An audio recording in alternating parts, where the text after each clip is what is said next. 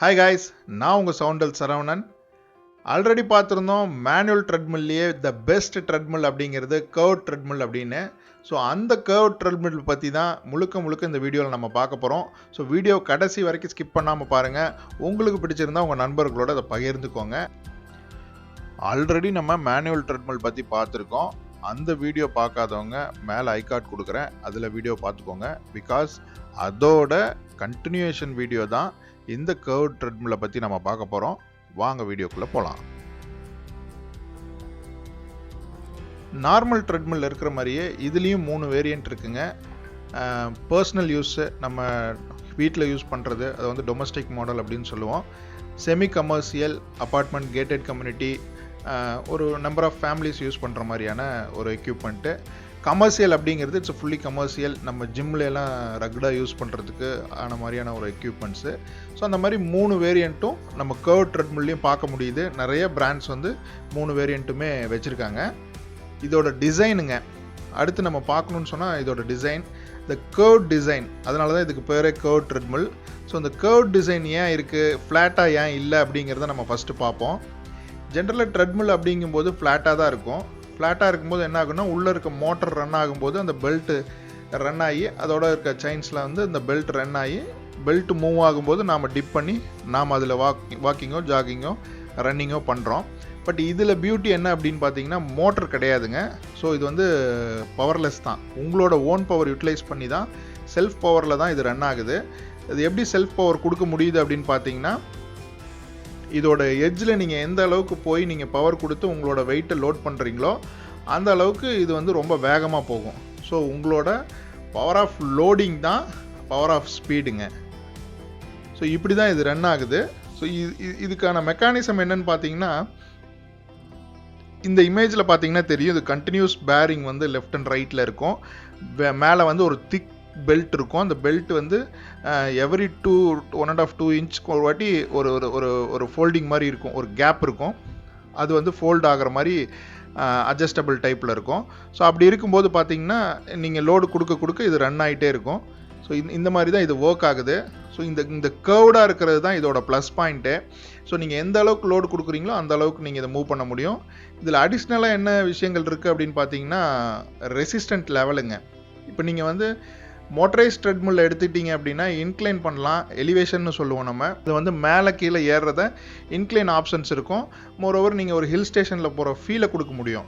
But நீங்கள் tight பண்ணி நடக்க முடியுமா, அதாவது உங்களோட லோடை, இஃப் இன்கேஸ் நீங்கள் ஒரு 100 கிலோனா 100 கிலோ லோடை வந்து நீங்கள் எக்ஸ்ட்ரா லோடாக கொடுத்து டைட் பண்ணி நடக்க முடியுமான்னு கேட்டால் கண்டிப்பாக மோட்டரைஸ் ட்ரெட்மில்ல அதுக்கான சான்ஸ் இல்லை. பட் இந்த கர்வ் ட்ரெட்மில்ல அதுக்கான சான்ஸ் இருக்குது. எப்படின்னு கேட்குறீங்களா, இந்த ரெசிஸ்டன்ட் ரைட் சைடு இருக்குது பாருங்கள், இந்த ரெசிஸ்டண்ட்டை நீங்கள் அட்ஜஸ்ட் பண்ணும்போது உங்களுக்கான டைட்னஸ், அதாவது இப்போ இருக்கிற லோடை விட ஜாஸ்தி லோடு கொடுத்தா மட்டும்தான் ட்ரெட்மில் மூவே ஆகும்.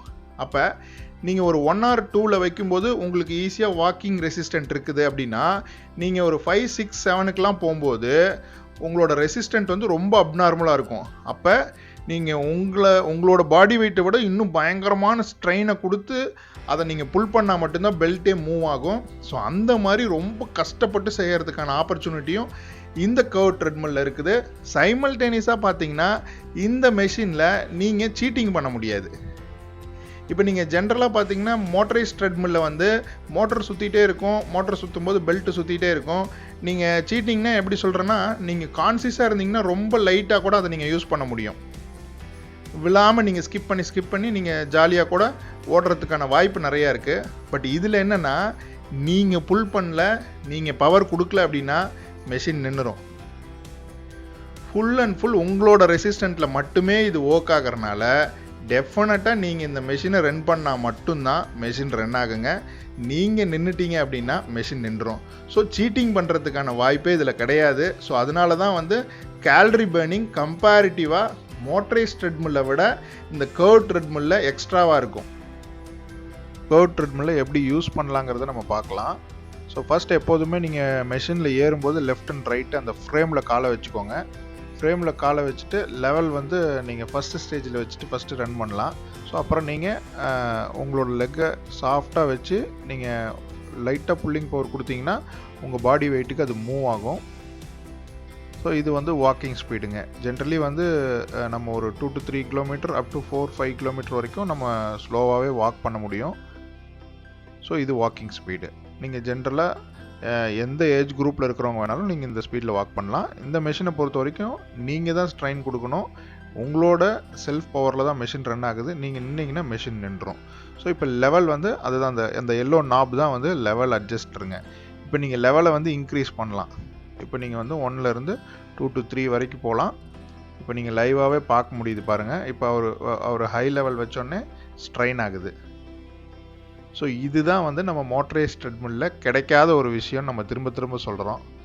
ஏன்னா இந்த ஒரு ஃபீல் வந்து நீங்கள் வேறு எந்த மெஷின்லேயும் கொண்டு வர முடியாது. அதுதான் கர்வ்ட் ட்ரெட்மில்லோட ஸ்பெஷாலிட்டி. இப்போ நீங்கள் லெவலை டியூன் பண்ணிவிட்டு நீங்கள் அந்த ரேஞ்சிலேருந்து கீழே வர நீங்கள் ஃப்ரீயாகவே மூவ் பண்ண முடியும். ஸோ இப்போ வந்து நீங்கள் நார்மல் ஜாகிங் போகலாம், ரன்னிங் போகலாம். அகைன் நீங்கள் நின்றுட்டிங்கன்னா மெஷின் நின்றுடும். அப்போ இதில் சீட்டிங் பண்ணுறதுக்கான வாய்ப்பு ரொம்ப ரொம்ப குறைவுங்க. ஸோ உங்களோட எஃபோர்ட்டை போட்டு நீங்கள் ஓடுனா மட்டும்தான் மெஷின் ரன் ஆகும். நீங்கள் நின்றுட்டா மெஷின் நின்றுடும்.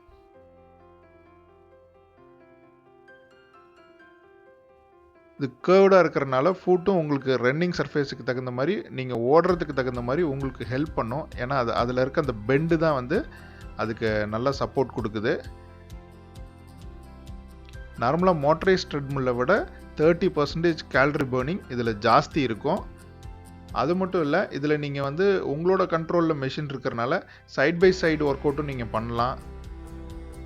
நீங்கள் உங்களோட லெஃப்ட் அண்ட் ரைட்டில் திரும்பி சைட் பை சைடும் நீங்கள் பண்ணலாம். அப்புறம் நீங்கள் ரியர் சைடும், அதாவது பின்னாடி பக்கமாகவும் நீங்கள் நடக்கலாம். ஸோ அது வந்து நீங்கள் ஸ்பீட் ப்ராக்டிஸ் பண்ணணும் அப்படின்னா நீங்கள் காஃப்ஸ், ஹாம்ஸ்ட்ரிங்ஸ் இதெல்லாமே ஸ்ட்ரென்தனிங் பண்ணணும். நீங்கள் அதையும் நீங்கள் ட்ரை பண்ணி பார்க்கலாம். அதுவும் ரொம்ப எக்ஸலண்ட்டாக இருக்கும்.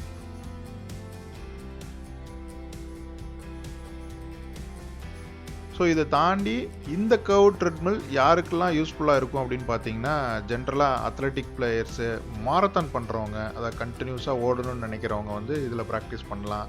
அத்லெட்டிக்ஸ் பண்ணுறவங்க, நான் ரொம்ப ஃபாஸ்ட்டாக பண்ணணும் அப்படின்னு நினைக்கிறவங்க இதில் ப்ராக்டிஸ் பண்ணலாம். ஸோ அதை தாண்டி என்னோடய தைஸ் வந்து ஸ்ட்ராங் ஆகணும், டைட்னிங் ஆகணும், என்னோடய லெக் வந்து ஸ்ட்ரென்த்து கம்மியாக இருக்குது, நான் என்னோடய லெக்ஸை வந்து நான் வந்து ஸ்ட்ரென்த் பண்ணணும் அப்படிங்கிறவங்க எல்லாருமே இதை வந்து யூஸ் பண்ணலாம். இந்த மாதிரி ரெசிஸ்டண்ட்டாக டைட்டாக வச்சு யூஸ் பண்ணலாம். ஸோ அது மட்டும் இல்லை, இது வந்து மோட்டரோட கண்ட்ரோல் இல்லாமல் செல்ஃப் பவர்டாக இருக்கிறனால நீங்கள் ஸ்லோ பண்ணும்போது ஸ்லோவாகும், நீங்கள் ஸ்பீட் பண்ணும்போது ஸ்பீடாகும், நீங்கள் நிறுத்தும் போது நிற்கும். அதனால் நீங்கள் வெரைட்டி ஆஃப் எக்ஸசைஸ் நீங்கள் இதில் ட்ரை பண்ணலாம். ஸ்ப்ளிண்ட்டு ட்ரை பண்ணலாம், ஸ்ட்ரோக்கு ட்ரை பண்ணலாம், கிக் பண்ணலாம். அந்த மாதிரி நிறைய விஷயங்கள் வந்து நீங்கள் இந்த ட்ரெட்மில்லை யூட்டிலைஸ் பண்ணி பண்ணலாம். வெரி எக்ஸலண்ட் எக்யூப்மெண்ட்டுங்க. இஃப் இன்கேஸ் இது 3 வேரியண்ட்டும் இருக்குது. நீங்கள் ஹோமில் நீங்கள் யூஸ் பண்ணணும்னு நினச்சா கூட நீங்கள் பர்சனல் யூஸ்க்கு வாங்கி யூஸ் பண்ணலாம். செமி கமர்ஷியல் வேரியண்ட்டும் இருக்குது, ஃபுல்லி கமர்ஷியலும் இருக்குது. நீங்கள் ஏதாவது நல்ல ஹை குவாலிட்டி ஜிம்முக்கு போனீங்கன்னா டெஃபினட்டாக அங்கே இது இருக்கும். ஸோ நீங்கள் யூட்டிலைஸ் பண்ணி பாருங்கள். இதை பற்றின உங்களோட ஃபீட்பேக்கை நீங்கள் கமெண்ட் பண்ணுங்கள். தேங்க்யூ.